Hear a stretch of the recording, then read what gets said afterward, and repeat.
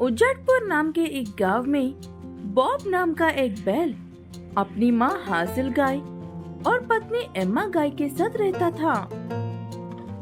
Bob अपने पिता और उनके पिता और उनके भी पिता ऐसी सदियों से चलती आ रही एक परंपरा को मानता है, जो आज के समय में बॉब और उसके परिवार वालों के लिए मुश्किलें खड़ी कर रही है। माना कि एमा को आए हुए इस घर में ज्यादा वक्त नहीं हुआ है, लेकिन आप तो इस घर के बारे में मुझसे भी बेहतर जानती हो ना माँ, फिर क्यों ऐसी कह रही हो? तुम्हारे पिता और उनके पिता सबके पास पैसे कमाने का हुनर और हिम्मत थी।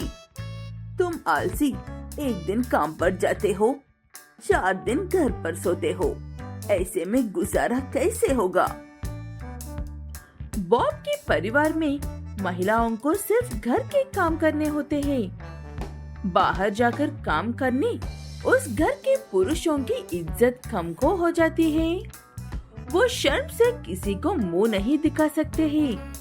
ऐसे बॉब, उसके पिता और साड़ियों से उनकी पीढ़ियों में सबका यही मानना था, और वो सब खूब मेहनत से काम करके अपने परिवार को वैसे रखते भी थे। बॉब को उनसे महिलाओं से काम ना करवाने वाली आदत तो मिली है, लेकिन खुद को भी मेहनत करनी पड़ती है, ये आदत नहीं ला पाया है। घर में कुछ बनाने के लिए है ही नहीं, इसीलिए मैं खाना नहीं बनाया है। जल्दी से जाकर पहले कुछ खाना बनाने के लिए लेकर आओ, मुझे भी बहुत भूख लगी है। बातें बहुत कर ली, मुझे खाना दे दो, उसके बाद कोई काम ढूंढने के लिए जाना है। भी जाना है। ठीक है कहकर बॉब बाहर सब्जियों लेने के लिए जाता है। उसके बाहर जाने के बाद हैजल बड़ी दुखी होते हुए अपनी बहू को कुछ दिनों के लिए माँ के घर जाने को कहती है। तब एम्मा ऐसे कहती है, अगर सिर्फ बॉब के बारे में ही सोच रही होती तो कब का चली जाती माँ जी। मैं यहाँ पर हूँ सिर्फ आपके लिए, और मुझे आपको एक और बतानी है सासू माँ, अगर आपको कोई दिक्कत ना हो तो हमें किसी भी चीज की कोई कमी नहीं होगी।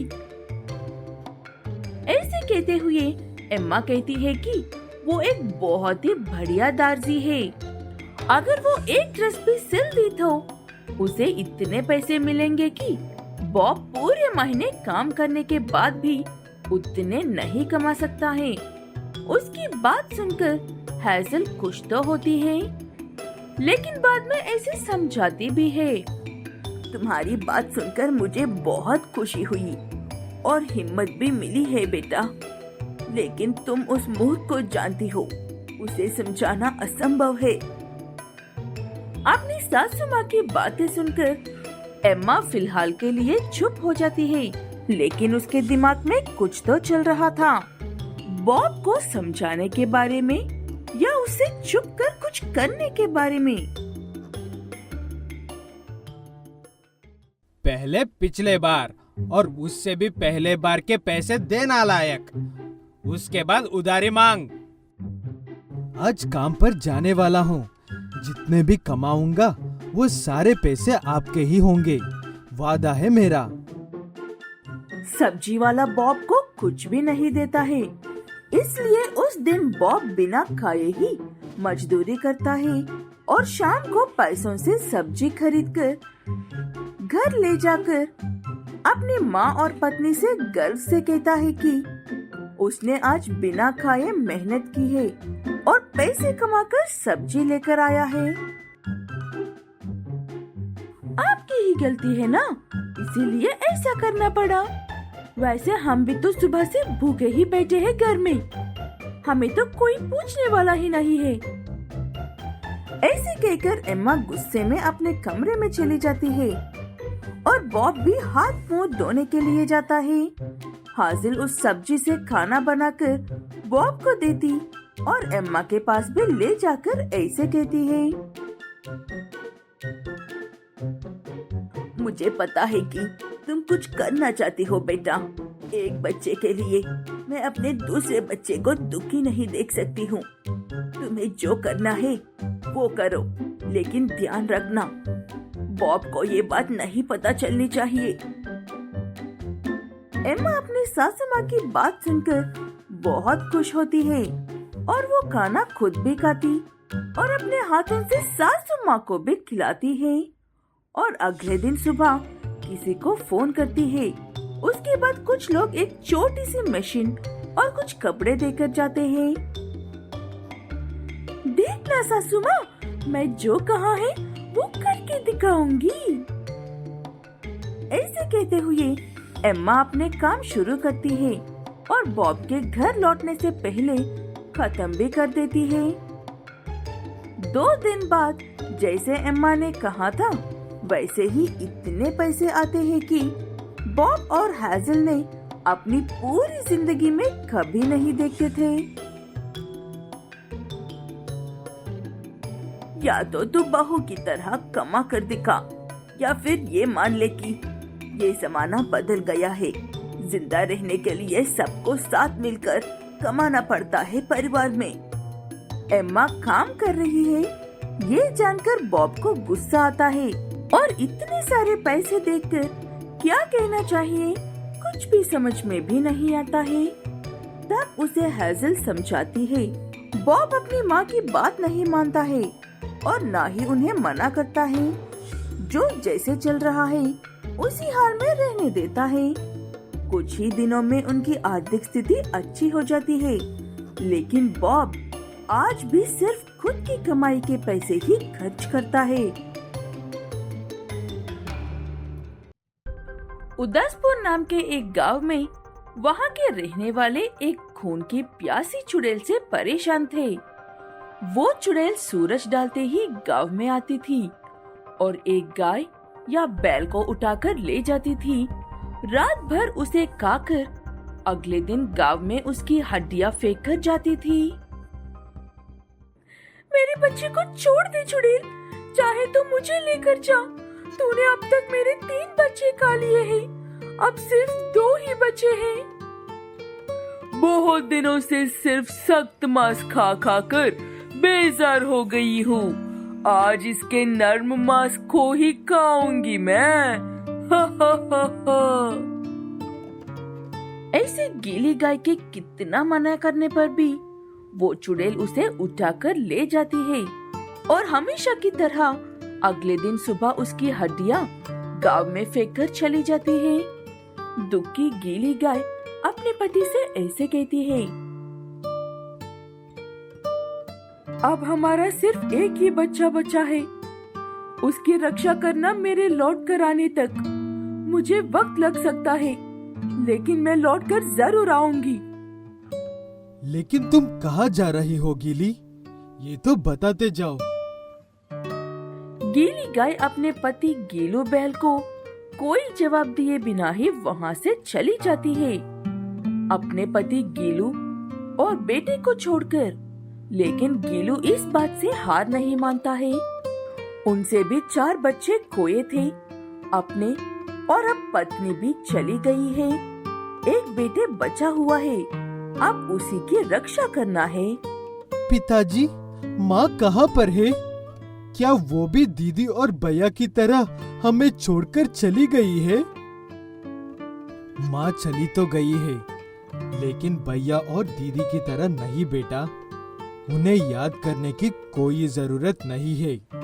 मैं हूँ ना, जो भी हो मुझसे ही कहना। अब से तुम्हारा ख्याल पूरी तरह से मैं ही रखने वाला हूँ। ऐसे कहते हुए गीलू बैल अपने बेटे को घर से बाहर निकालने से मना करता है और वो खुद बाजार से सामान लेने के लिए बाहर जा रहा है। ठीक है कहकर गीलू का बेटा अपने पिता की बात मानकर अच्छे बच्चे की तरह घर में ही रहता है। सामान खरीदकर घर लौट रहे गीलू को उस चुड़ैल किसी और को उठाकर ले जाते हुए नजर आती है। गीलू उसे रोकने की कोशिश करता है, लेकिन वो चुड़ैल एक गाय को लेकर आसमान में उड़ जाती है। मुझे माफ कर दो कालू भाई, मैं भाभी जी को नहीं बचा पाया।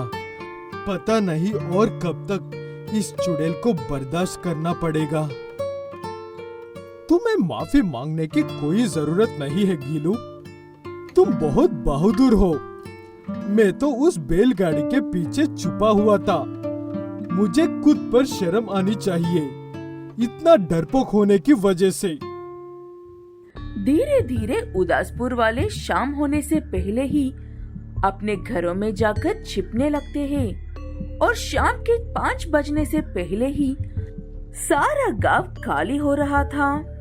3 दिन से भूखी हूँ, ये गांव वाले होशियार हो गए हैं, इसीलिए मेरे आने से पहले ही अपने घरों में दुबक कर छुप रहे हैं। इनका कुछ तो करना पड़ेगा, मुझसे होशियारी करने की सजा तो देनी पड़ेगी।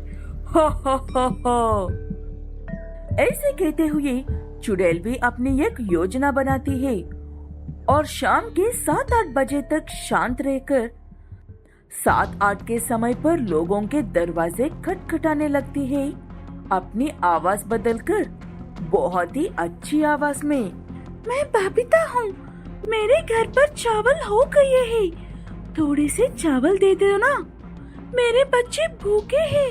अंदर एक गाय चावल लाकर उसे देने के लिए दरवाजा खोलती है। तभी उसका पति उसे आवाज देता है कि बबीता के तो बच्चे ही नहीं है, वो जो कोई भी है झूठ बोल रही है, दरवाजा मत खोलना। लेकिन तब तक देर हो चुकी थी। देर हो गई है कुत्ते के पुत्र, पहले कहना चाहिए था तुझे ये। हा हा हा हा। ऐसे कहते हुए वो चुड़ैल उसकी पत्नी को हवा में उठाकर ले जाती है और वो बेचारा बैल सिर्फ बचाओ बचाओ कहता रह जाता है। अगले दिन सुबह जब गांव वालों को पता चलता है कि वो चुड़ैल ऐसे भी कर रही है, लोग डर के मारे कांपने लगते हैं। किसी को कोई भी काम हो तो वो सुबह 6 बजे से लेकर शाम के 5 बजे तक करके अपने घरों में लौट सकता है। उसके बाद जो भी बाहर निकलेगा वो अपनी मौत का खुद जिम्मेदार होगा, इसीलिए आप लोग भी दरवाजे मत खोलना। गीलू ऐसे कह तो देता है, लेकिन उस दिन शाम को उसकी पत्नी गीली आकर दरवाजा खटखटाने लगती है, लेकिन गीलू दरवाजा नहीं खोलता है। गीली ऐसा गांव का हर दरवाजा खटखटाती है, लेकिन कोई भी दरवाजा नहीं खोलते हैं। तुझे मेरा खौफ नहीं है क्या? बाहर खड़ी है मूर्ख। मुझे भी कब से इस पल का इंतजार था, तुम्हारे लिए ही तो मैं भी जादू सीख कर आई हूँ। आओ तुमसे मेरे एक एक बच्चे का बदला लेती हूँ। ऐसे कहते हुए गीली और चुड़ैल एक दूसरे से लड़ने लगते हैं और सुबह गांव वाले देखते हैं कि चुड़ैल मरी पड़ी है और गीली उसके सामने खून में सानी हुई खड़ी है। गांव वाले पहले गीली को वहां से लेकर जाते हैं, बाद में उससे सारी बात सुनकर बहुत खुश होते हैं।